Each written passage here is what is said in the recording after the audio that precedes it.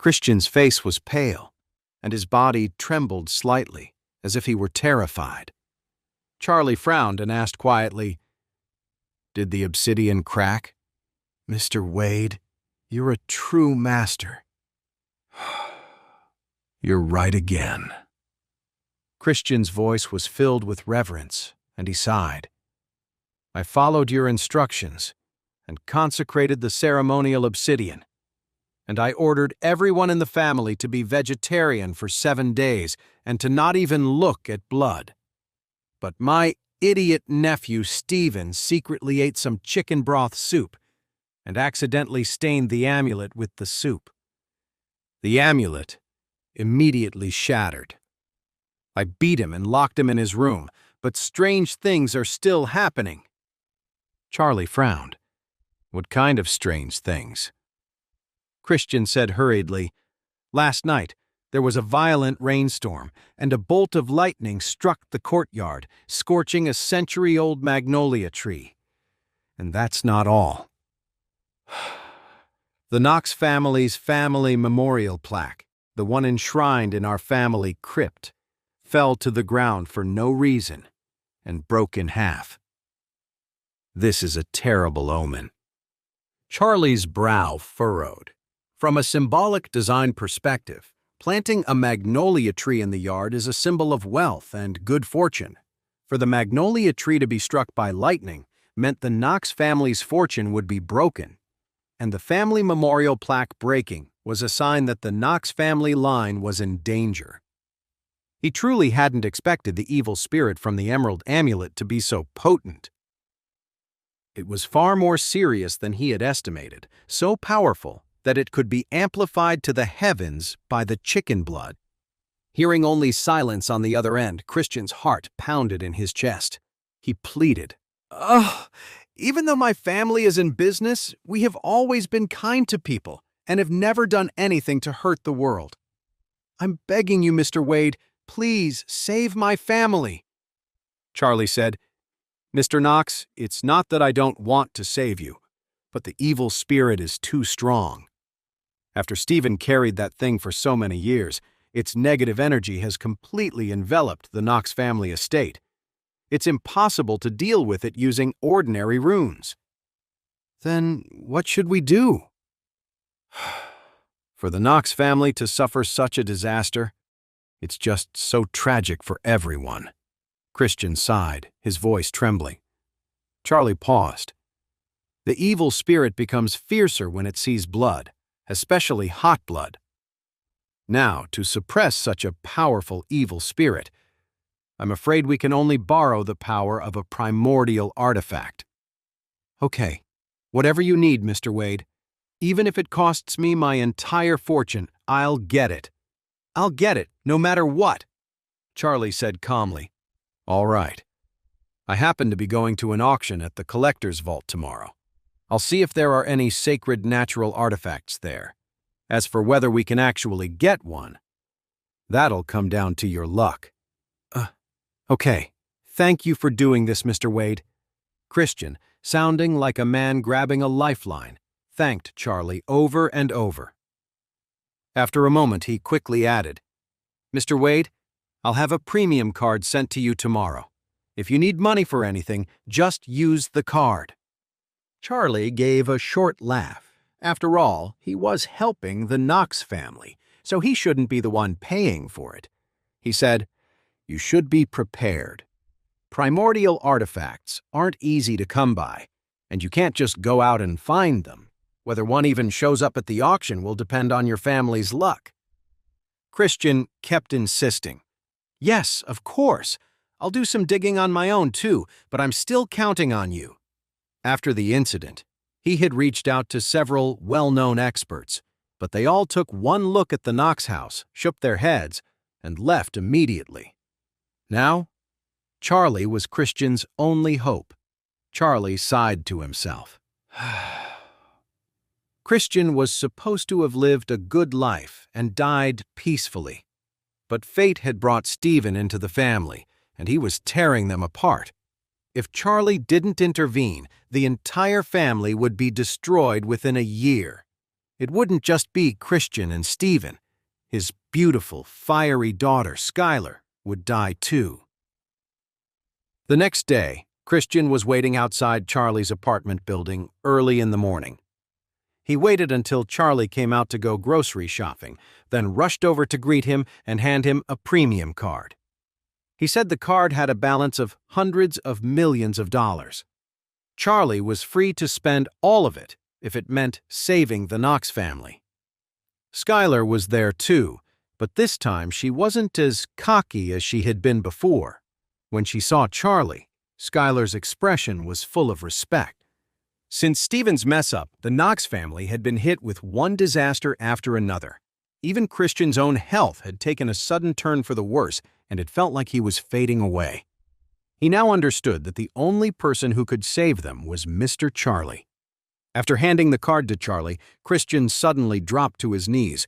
With tears in his eyes, he pleaded, "Mr. Wade, please save my family's life, no matter what it takes. It doesn't matter if I die, but my daughter is still so young." Skylar's eyes turned red, and she knelt beside him, crying as she said, "Mr. Wade, please save the Knox family. If it's possible, I'm willing to trade my own life for my father's." Christian said angrily, "What are you talking about? That's nonsense."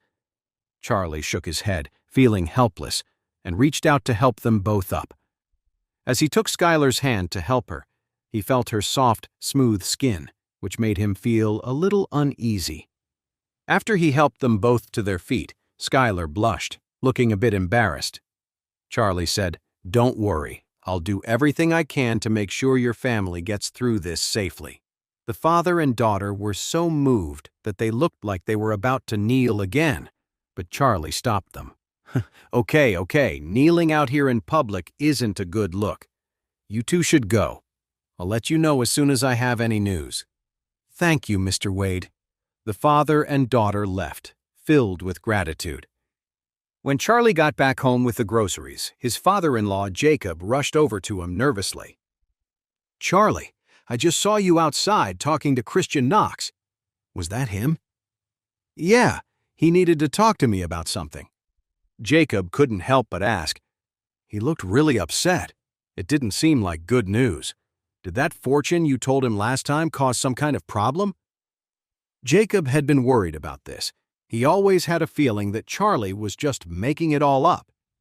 Charlie smiled and said, "Dad, Mr. Knox came to me for help. He wants me to get rid of some evil spirits at his house. He also gave me a bank card and asked me to see if I can use it at the auction tomorrow." Jacob stared for a moment, then said quickly, "How much did he give you?" Charlie said casually, "A few $100 million." "How much?" Jacob's eyes went wide. He was so shocked that he clutched his chest, struggling to speak, looking like he was about to have a heart attack. He grabbed Charlie's arm anxiously.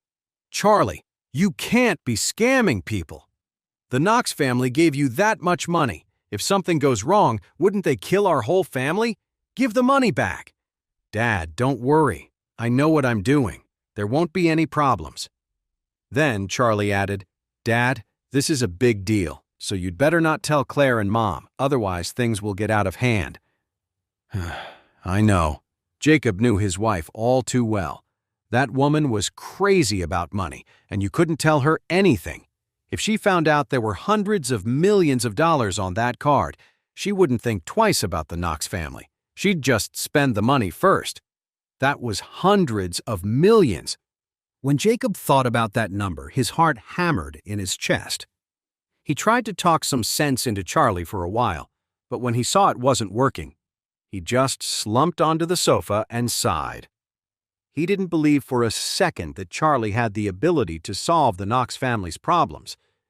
Now, he was terrified that Charlie would just waste all their money and the Knox family would come to collect. All he could do now was keep a close eye on Charlie at the auction and make sure he didn't buy a bunch of random junk. If the Knox family got scammed out of that much money, wouldn't they come after them? Early the next morning, Charlie was getting ready to head to the auction. Because of the whole mess with the Knox family, Jacob was so worried that he hadn't slept well all night. He kept nagging Charlie about it in the living room. Charlie just gave him a few vague replies, then asked, "Dad, I heard there's a grand treasure at the auction at the collector's vault. Is that right?" "Yes," Jacob said, not sure why Charlie was asking. "I heard it's an incredibly valuable treasure, one of a kind." After he said that, something suddenly clicked. He quickly grabbed Charlie and said, "Listen, son-in-law, don't even think about bidding on the grand treasure.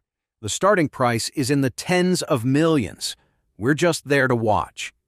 Charlie knew his father-in-law was worried he'd used the Knox family's money, so he just smiled and said, "Dad, you're right." "Good," Jacob said. But he was afraid Charlie wouldn't let it go. He added, "Besides, even if you wanted to bid on it, you wouldn't stand a chance." "Why not?" "I was asking around yesterday. I heard that Owen Pierce from the Metaphysical Emporium is at this auction, and he's here specifically for the grand treasure." Charlie said in surprise, "The Metaphysical Emporium is here?" "Everyone's heard of that place, the Metaphysical Emporium. Its owner, Owen Pierce, is a famous energy consultant, one of the best in the country. A lot of celebrities in San Francisco have spent a fortune waiting in line just to get a consultation from him. If you want this energy consultant to even look at your floor plans, a single consultation isn't cheap. They all start in the seven-figure range. And if a celebrity wants to buy a magic weapon from the Metaphysical Emporium, it's even more expensive. But even though the Metaphysical Emporium's fees are insane, they say he's the real deal. It's all because of Owen Pierce's silver tongue. His predictions are supposedly spot on.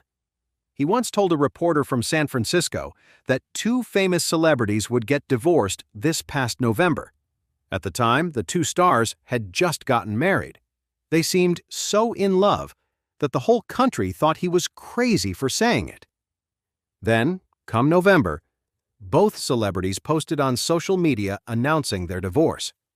From then on, the reputation of the Metaphysical Emporium spread across the country, and people who wanted a consultation with the master were practically lining up around the block. When people in the entertainment industry mentioned Owen Pierce, they spoke with a sense of awe. The headquarters of the Metaphysical Emporium is in New York City, and the owner spent a fortune to buy an entire floor in Central Plaza, which just goes to show how deep his pockets were. It was a surprise that Owen Pierce would also be at the auction. It seemed like getting this treasure was a sure thing for him. So Charlie asked curiously, "What is this grand treasure?" "I don't know, but it doesn't matter. We can't afford it anyway." Jacob was still grumbling when Charlie's cell phone suddenly rang. He answered the phone and heard Warnia's voice. "Mr. Charlie, my car is parked outside your door. Let me give you a ride."